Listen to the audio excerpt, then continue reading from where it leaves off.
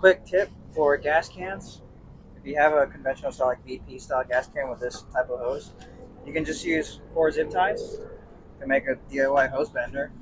Saves you a couple bucks from buying something online. You could just probably do it right now.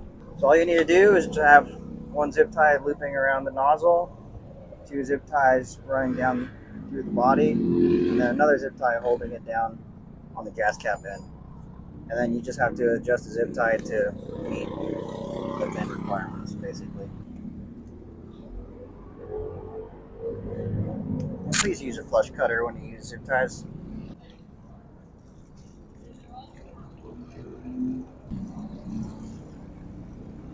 No spills. I can't believe we haven't done this earlier. And then, like, when you're done, you just fucking turn it around and then it's good to go. You put it in your trailer and not have it hit anything. Well, thanks for watching my quick tip.